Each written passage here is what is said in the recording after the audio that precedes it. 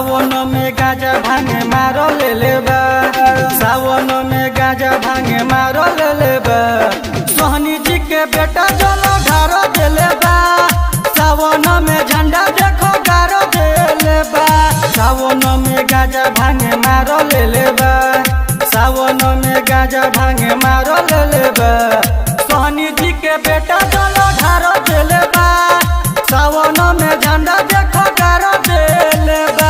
बोला बोला बाबा भोलेनाथ की। सावन में झंडा देखो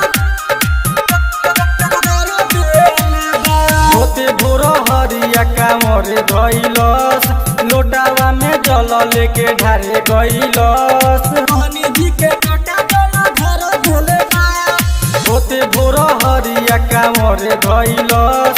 लोटावा में जल लेके ढारे गइलस। कांवर के पावर देखो झारो देले बा। कांवर के पावर देखो झारो देले बा। सोहनी जी के बेटा चलो झारो देले बा।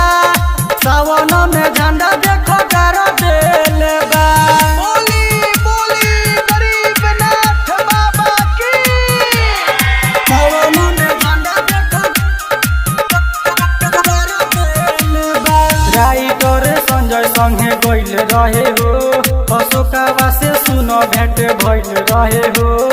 सोहनी जी के बेटा चलो घारो देले बा। राइटर संजय संगे गइल रहे हो। अशोकावा से सुनो भेंट भइल रहे हो। कौशल बिहारी गाजा मारो ले लेबा।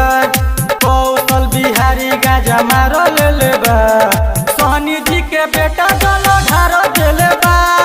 सावन में झंडा देखो गारो दे लेबा। सावन में गाजा भांगे मारो ले लेबा। सावन में गाजा भांगे मारो ले लेबा। सोहनी जी के बेटा चलो घारो दे लेबा। सावन में झंडा देखो